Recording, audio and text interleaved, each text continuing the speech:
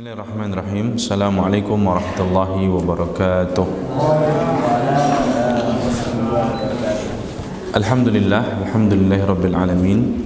Wassalatu wassalamu ala asrafil anbiya'i wal mursalin Sayyidina Muhammadin wa ala alihi wa sahbihi wa man ittaba'ahum bi ihsanin ila yaumiddin. Qala Allahu jalla fil ula. A'udzu billahi minasyaitonir rajim. Bismillahirrahmanirrahim.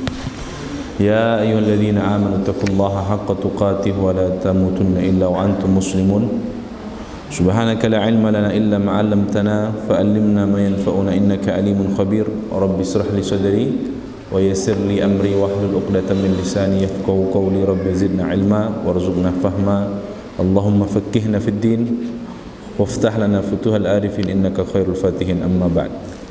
Para jamaah, Bapak Ibu yang semoga Allah rahmati, alhamdulillah kembali kita bermajelis di kesempatan ba'da maghrib, ya, rutin pekanan kita di masjid tercinta, Masjid Ar-Rahman. Ya, semoga Allah Subhanahu wa taala senantiasa berkahi kita semuanya.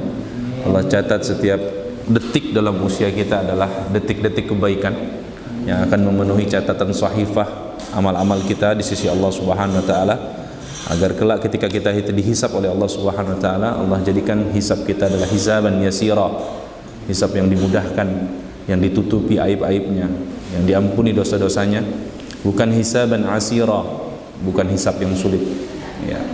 Dan semoga dengan majelis ini kita menambah ilmu kita, agar jika bertambah ilmu kita, bertambah hidayah kita, ya.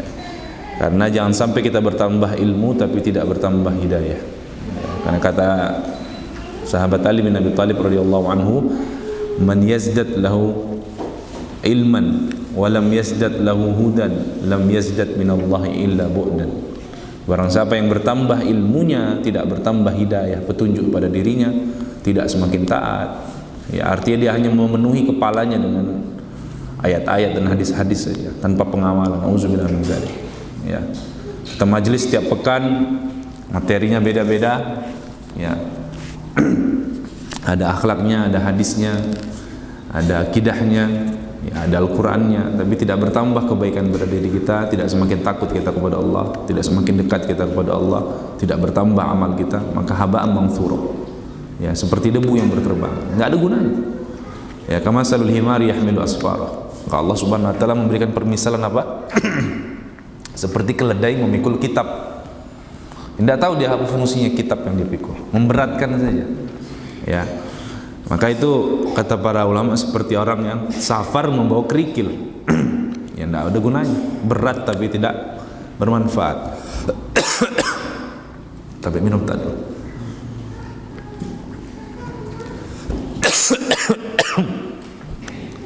Ada agak batuk. Semoga ada Sarawak, ada di Sarawak. Allah, tidak bercanda sih. Bismillahirrahmanirrahim. Alhamdulillah. Assalat beriring salam semoga senantiasa tercurah limpahkan kepada kita Nabi Muhammad sallallahu alaihi wasallam. Allahumma shalli ala Muhammad wa ala ali Muhammad, kepada seluruh sahabat dan segenap keluarganya radhiyallahu anhum ajma'in. Semoga Allah senantiasa anugerahkan kita istiqamah untuk senantiasa mengikuti mereka dalam perilaku, teladan, perbuatan, agar kita kelak menjadi umat-umat yang layak disyafaati, umat-umat yang diakui, umat-umat yang diletakkan di tempat yang bertetangga dengan Nabi sallallahu alaihi wasallam di surga. Amin ya rabbal alamin. Baik Bapak Ibu jamaah Masjid Ar-Rahman yang semoga Allah rahmati, kita masuk di bab baru, tema baru maksudnya, ya. Masih di kitab Al-Kabair Imam Zahabi rahimahullah. Kita masuk di dosa yang baru, maksudnya pembahasan dosa baru, ya. Tentang dosa, salah satu dosa paling besar yang banyak dilakukan, ya. Apa itu? Tarkus shalah, meninggalkan shalat, ya. Kalau pekan lalu kita membahas tentang apa? Bulan lalu, ya Pak, ya. Bulan lalu membahas tentang meninggalkan zakat. Sekarang meninggalkan shalat. Sebelumnya, untuk mendapatkan berkah dari majelis ini, mari kita buka dengan bacaan basmalah. Bismillahirrahmanirrahim. Bapak Ibu jamaah sekalian, ini Imam Az-Zahabi rahimahullah memasukkan kategori keempat tentang dosa besar meninggalkan sholat setelah syirik, membunuh, sihir, masuk sekarang tarkus sholat yang keempat. Ya, ini dosa yang hari ini biasa, ya biasa sekali. Harusnya masjid kita di PSR ini 3 buah masjid, Ar-Rahman, Al-Musabbihin, sama di Blok G Al-Ikhlas, tidak cukup menampung orang-orang untuk sholat. Kalau sholat semuanya, ya. Tapi kenyataannya ya kebanyakan kita tidak akan tutup mata bahwasanya kebanyakan kaum muslimin hari ini belum sholat. Ya Islam KTP lah kalau kita. Sholat, ya Islam tapi tidak sholat. Ya. Dan ini dosa yang biasa, ya biasa ditinggalkan. Makanya secara fikih ulama membahas apa sebenarnya hukum meninggalkan sholat. Maka ulama membagi menjadi 2. Intarakas salah amdan wa juhudan, ya. Barang siapa yang meninggalkan sholat itu sengaja, ya sengaja. Kemudian dia mengingkari kewajibannya, juhud dan sombong, ya. Maka ini kategori paling berat. Konsekuensinya secara hukum fikih paling berat, meninggalkan sholat karena ingkar akan kewajibannya. Dalam kitab-kitab fikih ini ulama ijma sudah, ya. Bahwasanya meninggalkan sholat secara juhudan wa ingkaran, ya maka hukumnya bisa murtad. Ya, makanya banyak para ulama mengatakan ya farqul bainal mu'min wal kafir tarkus shalah. Perbedaan antara mukmin dan orang kafir itu ya, adalah mengerjakan sholat. Makanya banyak para ulama itu mengkafirkan, ya, ada sebagian besar mengkafirkan apa? Orang yang meninggalkan sholat, ya. Terlebih kalau dia meninggalkannya karena alasan apa? Mengingkari kewajiban. Oh ini murtad. Kenapa murtad? Berarti dia tidak melaksanakan salah satu rukun Islam, ya. Maka hukumnya apa tadi? Murtad, bisa membawa dia kepada kekufuran, kekafiran, ya. Ini yang pertama. Yang kedua, kalau dia meninggalkan salat takassulan, ya, malas, tahawunan, meremehkan, ya ini yang paling banyak. Kalau yang tadi itu mungkin tidak, ya jarang ya. Kalau Anda muslim, kenapa tidak sholat? Tidak sempat kak, malas kak. Bukan karena tidak wajib. Kenapa kita sholat? Tidak wajib. Itu pasti sudah sesat ini. Kalau tidak wajib. Dan ini jarang sekali. Kalaupun ada pasti aliran sesat ini. Ya. Kenapa kita sholat? Tidak wajib di sholat. Ya. Ini biasanya aliran sesat dan ini sedikit. Tapi yang banyak itu ini yang kedua, tahawunan wa takassul, malas dan meremehkan. Hai Pak, kenapa tidak sholat? Nanti capek kan? Dan seterusnya. Ini kalau ini apa hukumnya? Hukum yang ini agak di bawah sedikit, agak ringan. Dia tidak sampai kafir, tapi apa? Fasik. Ya sama juga sebenarnya. Ya berat juga. Fasik itu apa? Ya termasuk amalan kefasikan. Ya karena dia meninggalkan sesuatu yang Allah wajibkan. Dan yang menyedihkan adalah banyak di kampung-kampung, ya banyak di kampung-kampung orang meninggalkan sholat, ya biasa dengan alasan pekerjaan, ya ngurus sawah dan seterusnya. Bukan berarti tidak sholat jamaah, bukan, tidak sholat sama sekali, ya. Dan sedihnya lagi mereka menganggap hal demikian bisa dikafarahi atau bisa diganti nanti dengan didoakan setelah meninggal dan seterusnya. Oh ini tidak cukup Pak, ya tidak cukup. Hanya 3 golongan yang boleh tidak sholat. Umat Islam itu termasuk kewajiban yang tidak bisa ditoleransi, itu kewajiban sholat.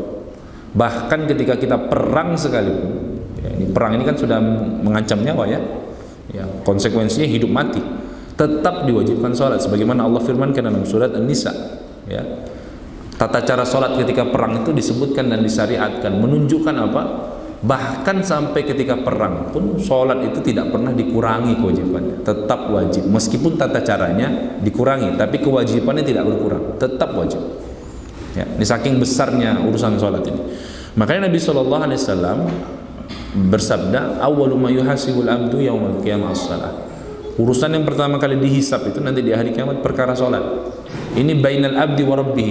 Ini urusan hamba dengan Tuhan, itu yang pertama kali dihisab adalah sholat. Kalau urusan hamba dengan hamba, yang pertama kali dihisab urusan darah. Memang ada 2 hadis di dalam sini. Kalau urusan kita vertikal ke atas, manusia dengan Tuhan, dengan Allah Subhanahu wa taala, maka yang pertama kali dihisab soal sholat. Yang kalau bagus sholatnya, hasuna sa'iru amali, baik amal yang lain. Jadi nilainya itu tergantung sholat ini, barometer ukuran. Ya, kalau jelek sholatnya, wah, bisa dikatakan jelek amal yang lain. Nah, tapi kalau urusan kita sesama manusia, sesama hamba, yang pertama kali dihisab urusan apa? Darah, kezaliman. Nah, yang pertama sekali. Maka Nabi SAW itu termasuk wasiat terakhir yang beliau sampaikan sebelum meninggal dunia tentang apa? As-salah, as-salah. Ya as-salah, as-salah.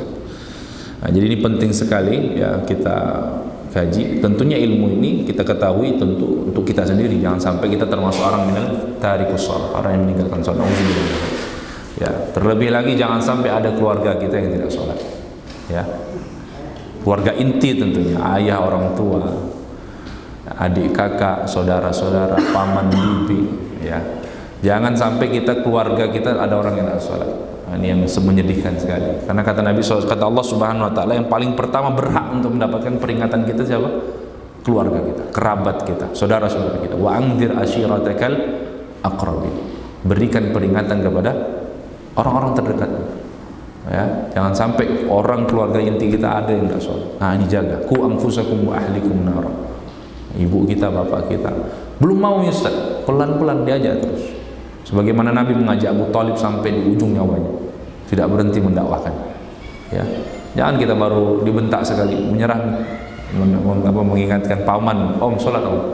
Kau ini, mundur nih, tidak mau lagi. Jangan terus. Ya, sekali-sekali bawa hadiah, baru diajak sholat. Jangan, karena kalau tidak ada hadiahnya susah. Diajak hadiah, pelan-pelan. Ya, maka hanya 3 golongan yang boleh tidak sholat. Ya, umat Islam dia Muslim, hanya 3 golongan yang tidak boleh. Yang dia boleh tidak sholat, bahkan tidak wajib sholat. Pertama, orang gila. Orang gila tidak wajib sholat. Ya, zawalul akil, hilang akalnya. Berarti dia tidak dikenakan kewajiban syariat. Yang kan semua kewajiban syariat tidak wajib. Ini yang pertama, orang gila. Kedua, wanita haid dan nifas. Ini juga tidak wajib sholat. Ya, ibu-ibu kalau haid dan nifas mau semangat bagaimanapun, mau sholat saya, tidak boleh. Kita kerjakan berdosa. Memang bukan waktunya sholat itu, haid dan nifas. Ketiga, orang mati. Nah, kalau ini disolatkan. Jadi opsi kita kalau mau kita sholat itu 3 ya. Pilih lagi. Atau mau jadi orang gila. Nah, kalau ibu-ibu ada kesempatan, ya, haid nifas. Tapi kalau kita laki-laki khususnya normal fisik segala macam, cuma 2 pilihan. Kalau tidak gila, mati, disolatkan. Ya, maka orang yang paling menyedihkan dalam hidupnya adalah orang yang tidak pernah sholat, tapi sekali sholat di depan imam. Nah, itu yang paling menyedihkan. Tidak pernah sholat, sekali sholat di depan imam. Ya, tidak pernah ke masjid, sekali ke masjid posisinya di depannya. Itu yang paling menyedihkan. Itu yang paling menyedihkan. Nauzubillah min dzalik. Semoga kita tidak termasuk orang-orang itu. Baik Bapak jamaah, Bapak Ibu yang semoga Allah rahmati. Di sini Imam Az-Zahabi rahimahullah seperti sebagaimana sistematika sebelumnya, beliau menyebutkan beberapa ayat. Ya, ayat dulu, ayat baru hadis-hadis tentang besarnya dosa meninggalkan sholat. Kita coba baca, semoga bisa kita selesaikan. Pertama sekali beliau menyebutkan surat Maryam ayat 59 dan 60. A'udzubillahi minasyaitonirrajim. Bismillahirrahmanirrahim. Fa khalafa min ba'dihim khalfun adaa'us shalah wattaba'us syahawat fasawfa yalqawna ghayya illa man tab, kecuali orang yang bertobat. Di sini Allah Subhanahu wa taala berfirman, fa khalafa min ba'dihim khalfun. Ini ayat tentang generasi setelah Nabi Nuh. Allah Subhanahu wa taala mengatakan, maka mereka meninggalkan min ba'dihim, keturunan. Ya, keturunan setelah mereka. Khalfun adaa'us shalah. Ini penyakitnya. Adaa'us shalah ini apa? Menyia-nyiakan salat. Mengabaikan, meremehkan salat. Ya. Bisa yang paling parah tidak mengerjakan, ini yang paling parah. Yang agak di bawahnya sedikit menunda-nunda pelaksanaan salat. Ya. Maka di sini nanti ada orang yang sholat tapi berdosa. Kata para ulama dalam fikih disebutkan orang sholat tapi berdosa.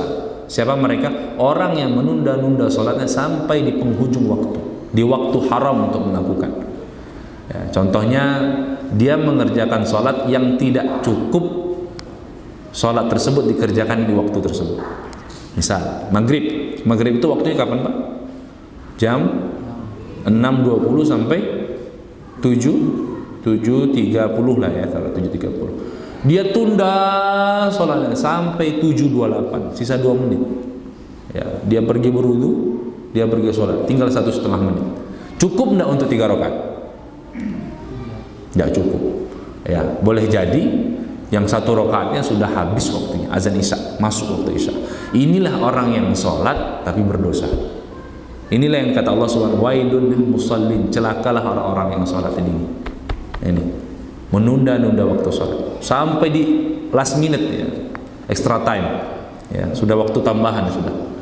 Di mana sholat yang dikerjakan tidak cukup di waktu yang tersedia, maka dia sholatnya sekedar menggugurkan kewajiban, jangan dapat pahala, sekedar menggugurkan kewajiban.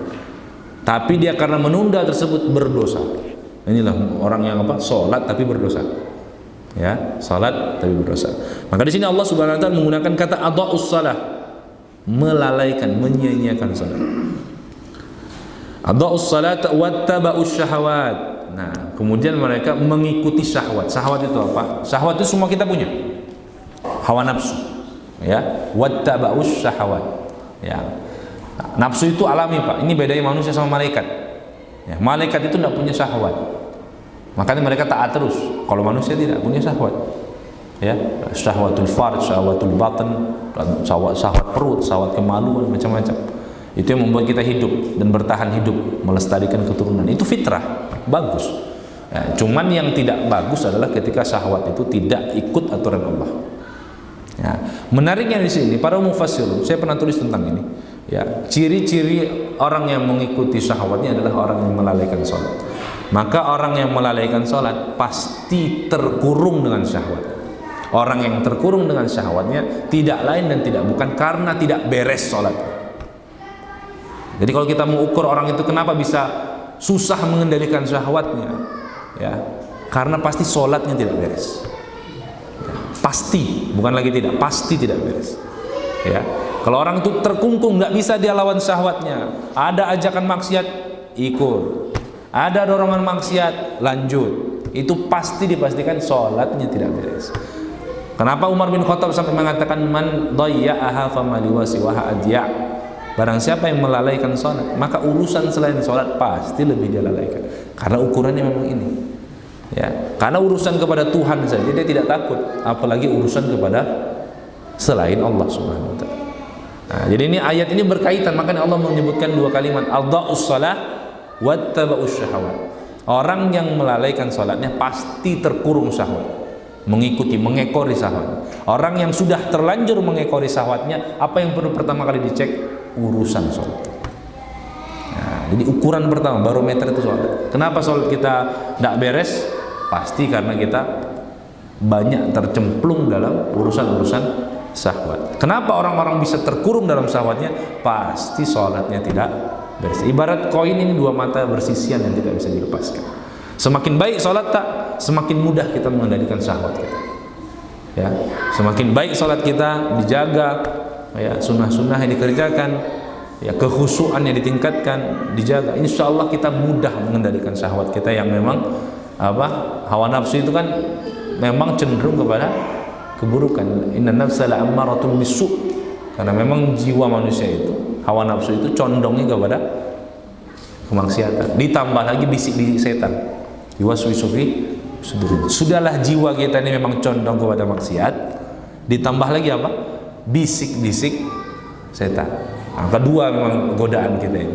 Nah, maka kita harus lawan yang 2 ini, Pak. Kapan kita gagal melawannya, maka kita jadi budak. Ya, nauzubillah. Kalau kita sudah jadi budaknya syahwat, sudah. Makanya Allah dalam surah Al-Jasiyah menyebutkan, tidakkah kalian melihat orang yang menjadikan hawa nafsu sebagai Tuhan? Tuhan ini bukan Allah lagi, hawa nafsu. Allah panggil sholat, tidak sholat. Karena dia sudah ikut, kamu tidak usah. Karena hawa nafsu sudah jadi Tuhan. Ilahahu hawa, ya, ilahahu Tuhan mereka adalah syahwat. Nauzubillah.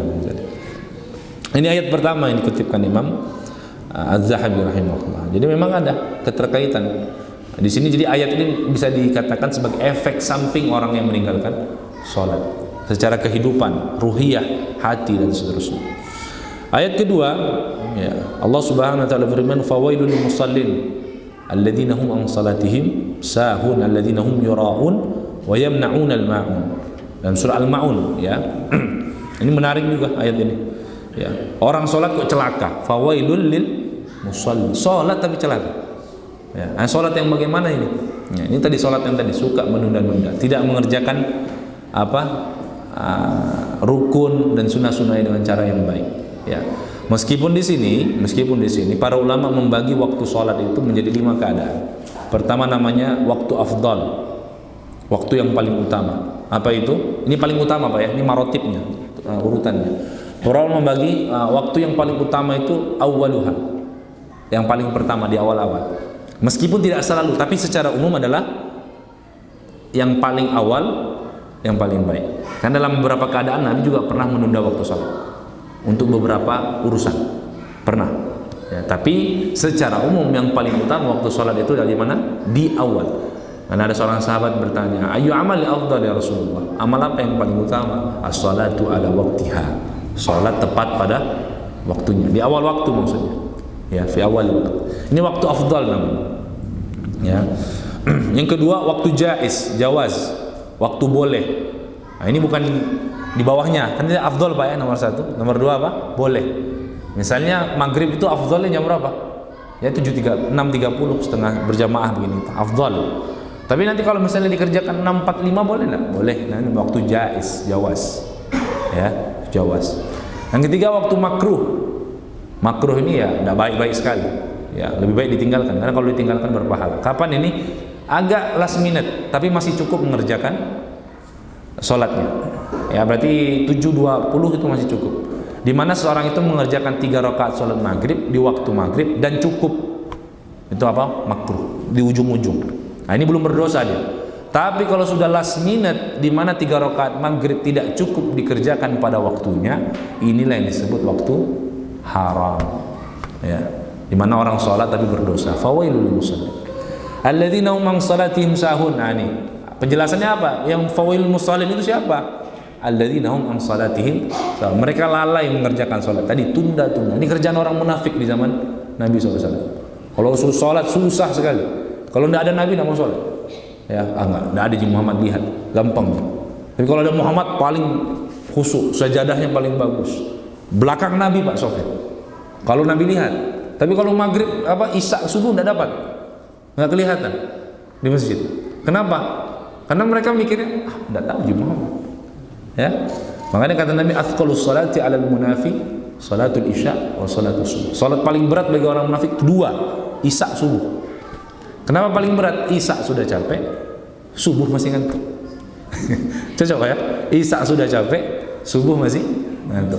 Terlebih lagi di zaman dulu, lampu tidak seterang masjid kita. Siapa yang tidak datang kelihatan. Ya. Dan dulu masjid cuma 1 Pak, Masjid Nabawi saja. Masjid Kuba jauh. Ya. Jadi semua sahabat itu bisa terpantau. Maka Nabi itu kalau sholat balik ibadah, lihat mana fulan-fulan yang datang. Nah, kalau zuhur, asar, maghrib masih kelihatan. Oh, fulan datang. Nanti kalau sudah isya subuh mana kelihatan lagi, gelap. Ya. Kalau kita kan lihat ada Ji. Oh, ada. Mana mini? Nah, bisa kita cari. Tapi kalau subuh isya tidak kelihatan lagi. Orang munafik mikirnya apa? Enggak lihat Haji Muhammad. Enggak usah datang. Karena dia ibadah bukan untuk Allah, Pak, untuk manusia. Ya. Jadi dia apa? Idza qama ila salati qamu kusala. Dalam surah An-Nisa Allah sebutkan kan, idza qamu ila salat, kalau orang munafik itu cirinya apa? Kalau mereka berdiri mengerjakan salat, qamu kusala. Ya, malas. Hati-hati Pak kita. Kita sering malas Pak ya. Harus jujur kita. Kita sering malas ya. Ini ciri orang munafik di zaman Nabi. Padahal kalau Nabi dan para sahabat itu kalau panggilan salat itu apa? Inilah waktunya istirahat dari hiruk pikuk dunia, sebentar saja. Makanya Rasulullah sering bilang, dia bilang arin habis salat, istirahatkan kami dengan salat. Jadi salat itu bagian menenangkan diri, bukan jadi kewajiban yang membosankan Pak. Ini orang munafik memandang salat itu sebagai apa? Kewajiban yang membosankan, rutinitas yang menjemukan. Itu orang munafik. Nah, semoga kita tidak seperti itu. Nauzubillah min dzalik. Liyura'unan nas. Nah, orang munafik itu kedua. Tadi salatnya malas-malas dan mengerjakan salatnya memang cari muka. Pengen dilihat. Makanya tadi dia kalau isya sama subuh tidak berangkat. Kenapa dipikirnya? Muhammad tidak lihat. Tidak tahu Ji Muhammad, tidak usah datang. Kalau zuhur, oh paling kencang nih, karena terang. Kalau tidak datang kelihatan. Asar juga begitu. Kalau subuh isya tidak datang nih. Ya. Karena mereka yang mengira sholat itu ya karena segan sama Muhammad saja, sallallahu alaihi wasallam. Padahal bukan untuk Allah kita sholat kan. Ya. Maka orang yang kalau lalai seperti sholatnya, pasti ayat selanjutnya, alladzina hum yura'un. Pasti suka riak nih. Kalaupun semangat pasti riak. Dan riak itu butuh dilatih agar hilang. Makanya Imam Ghazali rahimahullah mengatakan tarkul amal, meninggalkan amal li ajlin nasu ria'un, ya, meninggalkan amal karena manusia itu riya, ya, wal amal li ghairillahi syirkun, sedangkan beramal untuk selain Allah adalah syirik. Maka riya itu kata Nabi SAW disebutkan sebagai apa? Inni akhafu alaikum as-sirkul asghar, hal yang paling aku khawatirkan kepada kalian itu syirik kecil. Para sahabat tanya, apa itu syirik kecil ini? Kata Nabi SAW, ar-riya, riya, tipis. Karena dia itu riya itu Pak seperti semut hitam di atas batu hitam di malam yang kelam. Wah, tidak ada yang tahu. Karena riya itu kan teman kita sama Tuhan saja. Kita sama Allah saja. Kita tidak bisa kondisi kau riya ini Fuad. Pasti kau ini riya. Tidak bisa. Urusan hati dia sama Allah Subhanahu Wa Taala. Kita tidak tahu. Tidak ada yang boleh mengintervensi keikhlasan seseorang. Tidak boleh. Itu pasti riya itu mau disebut nama. Tidak boleh. Karena itu urusan rahasia antara kita dengan Allah Subhanahu Wa Taala.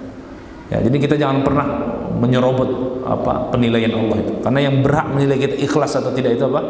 Allah Subhanahu. Kita cuma bisa lihat tanda-tandanya saja. Jadi kita tidak bisa intervensi. Itu pasti sebutkan namanya itu karena riya itu. Tidak bisa Pak.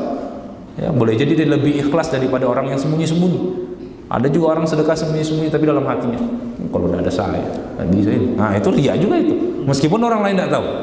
Jadi riya itu sangat rahasia sekali. Ya, ini bahaya. Nah, ini sering terjadi kepada siapa? Fawailul lil musallin. Orang yang sering melalaikan salat. Jadi penyakit itu memang sumbernya dari salat. Kapan salat nak beres, muncul penyakit-penyakit hati tadi. Penyakit riya, penyakit mengikuti syahwat dan seterusnya. Nauzubillah min dzalik. Wa yamna'unal ma'un. Kalau orang sudah salat tidak beres juga, pasti ya hatinya keras.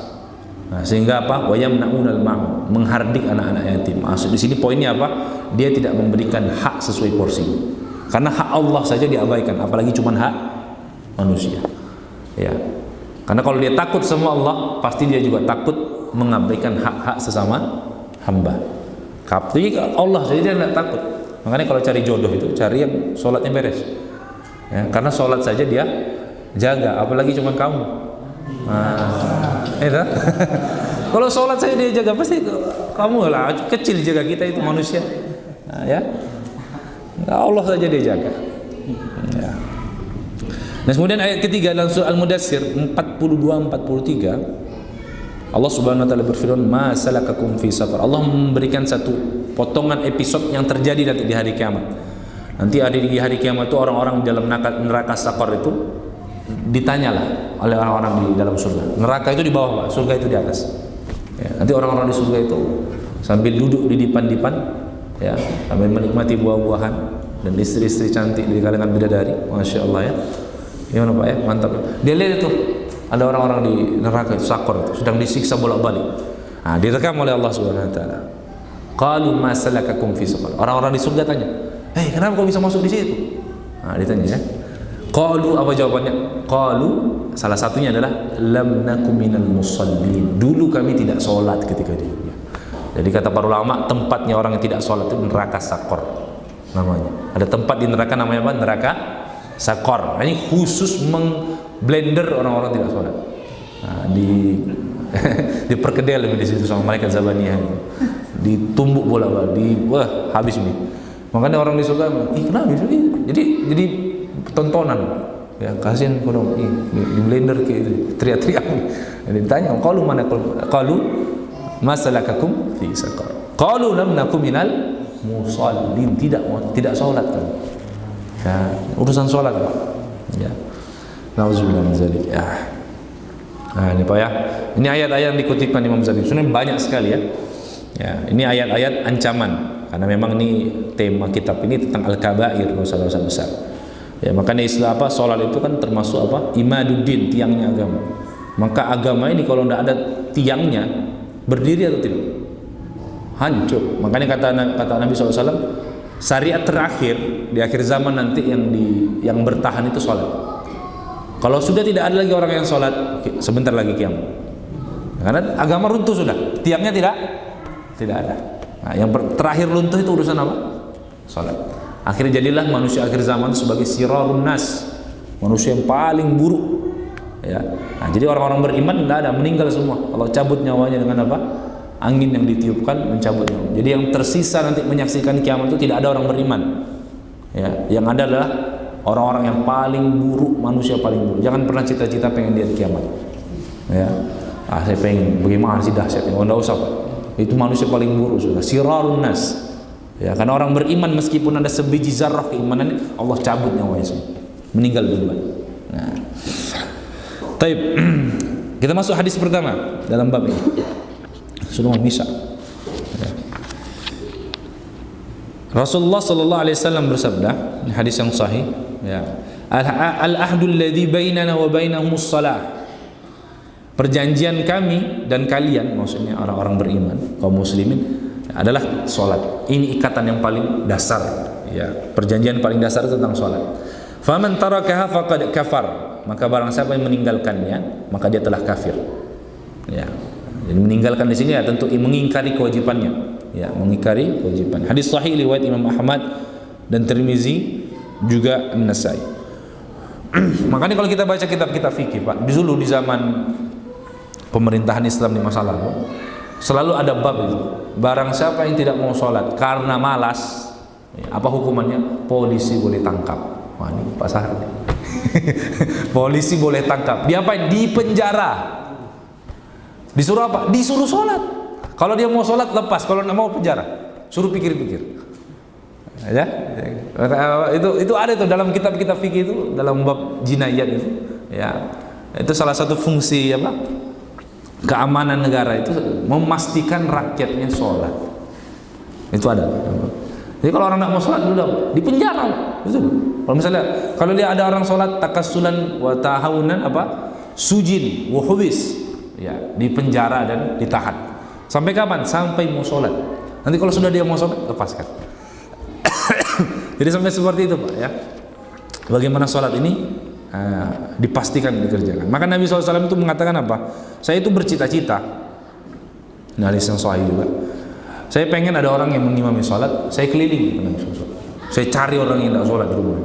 Ya, saya bakar rumahnya. Ya, tapi tidak dilakukan, cuma ungkapan Nabi SAW. Kata Nabi apa? Saya itu berkeinginan, bercita-cita ada yang pimpin sholat, ya, pimpin sholat. Saya keliling, kata Nabi SAW. Saya cari rumah-rumah yang tidak sholat, kemudian saya bakar. Tapi tidak pernah Nabi lakukan, ya. Nabi tidak seradikal itu, ya. Yang bikin Nabi kita radikal. Tidak, Nabi tidak lakukan itu. Cuman ada ungkapan itu. Itu menunjukkan para ulama kemudian mengambil kesimpulan ini pentingnya sholat sampai Nabi mengatakan demikian. Ini juga yang dijadikan hujah dari mazhab Hambali bahwasanya sholat berjamaah itu wajib. Nah, satu-satunya mazhab yang mewajibkan sholat jamaah itu mazhab Hambali. Karena mazhab Hambali itu mewajibkan sholat jamaah fardu ain. Dalilnya apa? Salah satunya itu. Dalil kedua adalah dalam surah An-Nisa tentang apa? Tentang wajibnya berjamaah ketika perang. Ya, perang apa? Nah, ketika perang itu ada sholat khauf. Nah, itu juga tata caranya kan dalam Al-Quran itu berjamaah. Maka Imam Ahmad bin Hanbal beristinbat menyimpulkan ini kesimpulannya adalah sholat jamaah ini fardu ain bagi setiap laki-laki zakaran bulughan, ya, min ghairi udhrin, dan tidak punya uzur, maka wajib berjamaah. Meskipun dalam bab ini ada perselisihan pendapat di kalangan para ulama. Bismillah.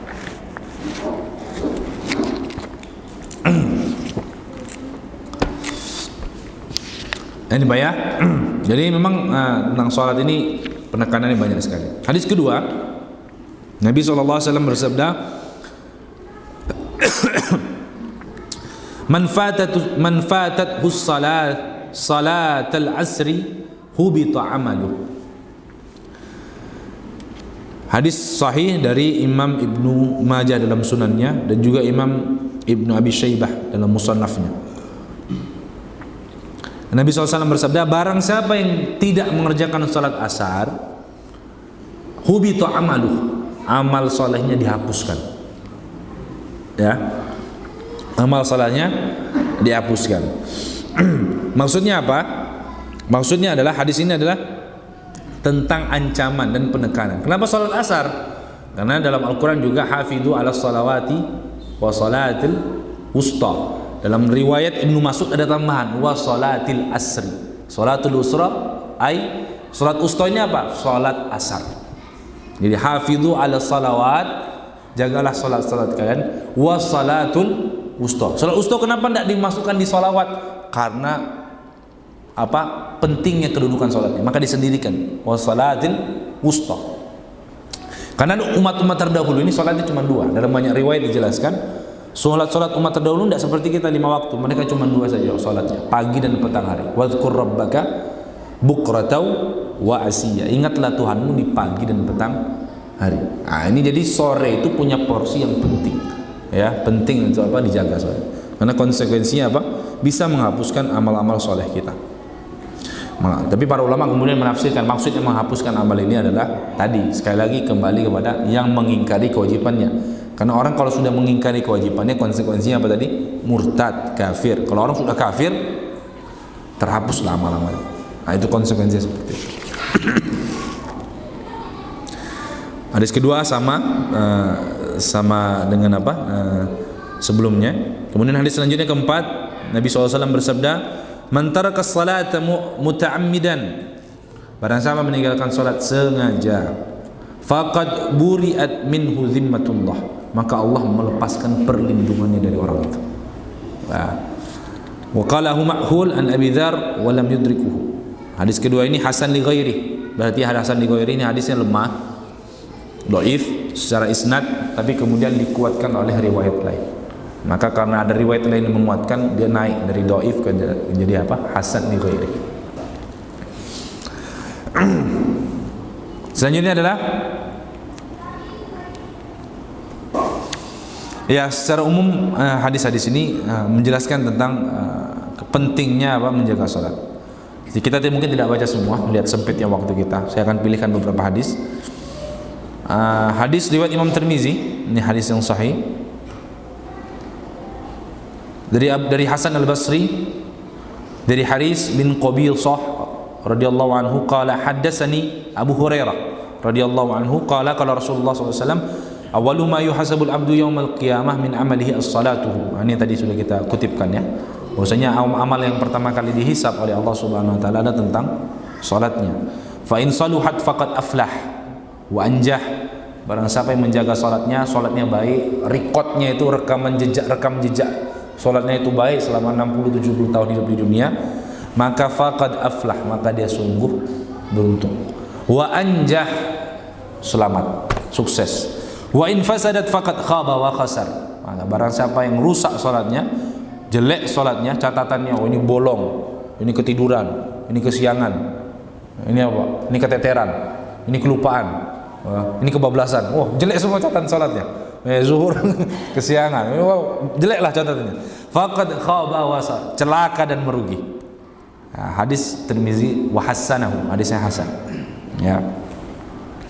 Bahkan dalam hadis yang lain Nabi agak keras sekali. Nabi SAW bersabda dalam hadis riwayat Bukhari dan Muslim, umirtu an uqatilan nas, aku diperintahkan untuk memerangi manusia hatta yashhadu an la ilaha illallah, sampai mereka bersyahadat wa anna Muhammadar Rasulullah wa yuqimus shalah, sampai mereka mau salat. Ya. Wa yu'tuz zakah, sampai mereka membayar zakat. Fa idza fa'alu dzalika asabu minni dima'ahum wa amwalahum illa bihaqqil Islam wa hisabuhum 'ala Allah taala. Jika mereka kerjakan yang demikian, maka darah mereka terlindungi, tidak boleh ditumpahkan. Harta mereka terjaga kecuali dengan hak Islam. Maksudnya hak Islam di sini hukum-hukum terkait manusia. Kalau dia membunuh, maka hukumannya ya dibunuh, qisas. Kalau dia merampas, maka hukumannya dikembalikan rampasannya dan seterusnya. Wa hisabuhum 'ala Allah, dan hisabnya kepada Allah Subhanahu wa taala. Maksudnya apa? Kalau dia tidak ikhlas, ya itu kembali kepada Allah. Kalau tidak benar tapi dia sudah kerjakan, itu kembali kepada Allah Subhanahu wa taala hisabnya. Ala kulli hal, ya ini tentang apa Pak ya? Tentang salat, ya, ini penting sekali ya. Saya berwasiat untuk diri pribadi dan perjamaah sekalian, Bapak Ibu sekalian, mari jaga keluarga kita, anak-anak kita. Ya, pastikan anak kita orang-orang yang sholat. Ya. Ya, orang-orang yang saleh. Maka doa Nabi Ibrahim itu apa? Yang direkam oleh Allah Subhanahu wa taala, Allahumma ja'alni muqimas shalah. Ya Allah, jadikan saya orang yang senantiasa mendirikan salat. Ya, muqimas shalah karena dia pakai sifat di situ, ya, pakai isim. Kenapa pakai isim? Terus-terusan, bukan sesekali. Terus-terusan. Muqimas shalah. Wa min dzurriyyati, dan juga anak keturunanku. Jadi Ibrahim juga bukan hanya mau apa? Dirinya saja, tapi anak keturunannya. Makanya beliau minta doa apa? Rabbi habli minas shalihin. Ya Allah, anugerahkan saya anak yang soleh. Tidak minta anak yang kaya, minta anak yang pintar, tidak, anak yang soleh. Ya, karena kalau dia soleh pasti dia soleh. Ya, jadi jangan sampai kita ya cita-cita tinggi boleh, tapi tidak ada gunanya cita-cita tinggi tapi anak-anak kita tidak menjadi anak-anak yang soleh, pasangan kita tidak soleh. Nauzubillah min dzalik. Ya, tidak ada gunanya. Khasirud dunya wal akhirah, rugi dunia akhirat. Ya. Kemudian itulah sebabnya, ya, sholat ini tadi, ya, kembali tadi ke awal, tidak bisa ditawar. Ya, tidak bisa ditawar. Ya, bahkan para ulama menyebutkan dalam bab taharah itu disebut faqidut tahiratain, bab orang yang tidak punya alat bersuci, air maupun debu. Nah, jika bapak-bapak atau ibu-ibu mendapati kondisi tersebut, tidak dapat air, tidak dapat debu, wajib sholat tidak? Wajib sholat tidak? Padahal kata Nabi SAW, la yaqbalullahu salata ahadikum idza ahdasa hatta yatawadda. Tidak sah salat seseorang, tidak diterima Allah jika dia berhadas sampai berwudu. At-tahur miftahus shalah. Ya, padahal bersuci itu adalah syarat sahnya sholat. Tapi ini air tidak ada, debu tidak ada. Contohnya di mana itu? Pesawat, tidak ada debu, tidak ada air. Ya, atau di penjara, atau di mana lah, tidak ada debu, tidak ada air. Luar angkasa itu di mana? Nah, waktu sholat masuk, wajib sholat enggak? Wajib, tapi enggak sah. Hah? Bagaimana? Itulah makanya para ulama bikin bab faqidut tahiratain, orang yang kehilangan dua alat bersuci. Maka para ulama apa? Bilang dalam mazhab Syafi'i sebutkan orang yang seperti itu meskipun tidak punya air, tidak punya debu untuk bersuci, tetap kerjakan salat sesuai dengan waktunya. Apa alasannya? Lihurmati waktu salat, untuk menghormati masuknya waktu salat. Maka dalam ilmu tasawuf dibahas apa? Kenapa penting kita meskipun kan tidak sah? Ngapain kita salat tidak sah? Kenapa ulama tetap tegaskan untuk apa? Kita salat di waktu-waktu salat masuk, agar kita tetap dicatat dan disaksikan oleh Allah dan para malaikatnya sebagai orang-orang yang sujud di waktu diwajibkan kita sujud. Kita tetap tercatat menjadi orang yang apa? Sujud di waktu diwajibkannya sujud, salat. Ya, kita tetap tercatat menjadi orang muqimis salat. Ya, orang yang mengerjakan salat di waktu diwajibkannya salat. Meskipun konsekuensi setelahnya apa? Maka nanti dia i'adah. Ya, kalau ketemu air, ketemu debu, wajib diulang. Nah, terus bagaimana Ustaz? Saya dulu salat baru 5 tahun terakhir. Loh, terus sebelum-sebelumnya tidakkah sholat? Saya sering dapat pertanyaan seperti itu. Saya ini baru sholat 10 tahun terakhir. Usia berapa itu? Ya usia 30 gitu. Terus dari balik? Itu tidak pernah ke sholat. Terus bagaimana ini? Bagaimana? Bagaimana? Ya biar Allah kan memaafkan. Enak ya kalau begitu, Allah kan maha pengampun. Tapi para ulama tidak seperti itu. Jumhur ulama, jamaahirul ulama mengatakan apa?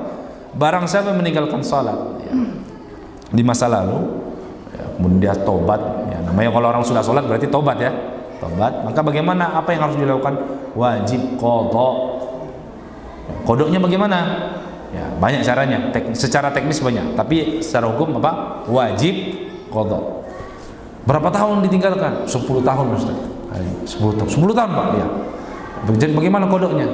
Ya, kodoknya setiap selesai sholat lagi. Bisa di setiap waktunya subuh, habis itu sholat subuh lagi 2 rakaat. Niat apa? Kodok. Yang dulu, Allah tahu lah. Yang dulu. Kalau sudah tahu. Kamu ini kodok, dosamu yang lama ini. Allah tahu. Setelah zuhur, sholat lagi zuhur 4 rakaat. Niat apa? Kodok. Begitu terus seterusnya. Atau cara kedua, bisa dirapel. Habis isya misalnya langsung niat qadha subuh, zuhur, asar, maghrib, niat qadha Jadi satu hari satu paket. Nah, jadi dua caranya. Bisa setiap waktu sholat, bisa juga dirapel itu. Karena namanya qadha itu di luar waktunya. Ya, namanya qadha itu di luar waktu. Sampai kapan Mister? Karena tidak tahu angka pastinya. Dikira-kira sampai dirasa cukup. Harus jujur. Nah, tidak jujur. Ketinggalan 10 tahun, baru 7 tahun qadha. Cukup nih kapang. Tidak ada potongan di situ. Ya. Jumhur ulama sepakat semua qadha. Hanya pendapat segelintir ulama yang bilang tidak wajib qadha. Tapi saya lebih setuju jumhur ulama. Ya, jumhur ulama kata apa? Wajib qadha. Hitung-hitung memang Pak, kalau pernah ditinggalkan. Sejak kapan? Sejak balik. Sejak kapan? Balik. Ya, setelah mimpi basah bagi laki-laki. Sejak itulah kita wajib sholat. Kalau ibu-ibu ya setelah menstruasi. Hitung-hitung memang. Wah, saya baru sholat usia 37. Wah, hitung.